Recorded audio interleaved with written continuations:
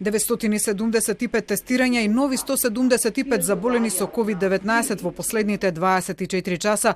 Со тоа вкупната бројка на заболени во земјава се искачи на 3538, од кои речиси половината се активни. Инаку во последното деноноќе од коронавирус починале и 5 лица, со што вкупната бројка сега е 169.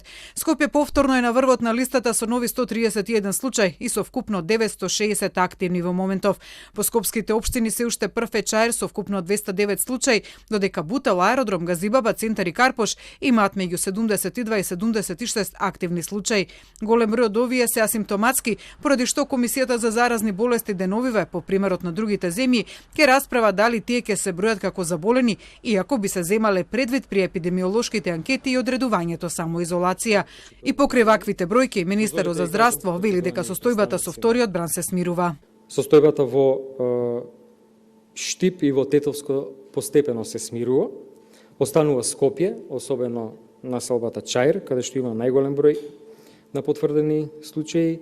За жал, се уште епидемиолозите се соочуваат со проблемот со обезбедување контакти и давање на вистинити податоци.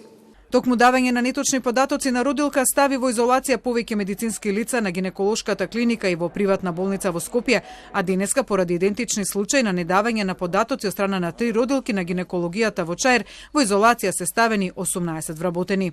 За жал се случуваат вакви работи. Ќе инсистирам ова да се санкционира. Апсолутно. Предвадена владата па ќе активираше и дополни уредбата со која сите кои ќе ја прекршат самоизолацијата или ќе дадат лажен податок ќе завршат во државен карантин на сопствен трошок, но засега таму се уште не е сместен никој. Непочитувањето на мерките од граѓаните пак создаде нови кластери, вели Филипче, еден во Охрид со 12 позитивни од семејна веселба со 200 луѓе, како и свадба со 100 луѓе во Скопје, од каде позитивни на коронавирус дома заминале досега 14 свадбари.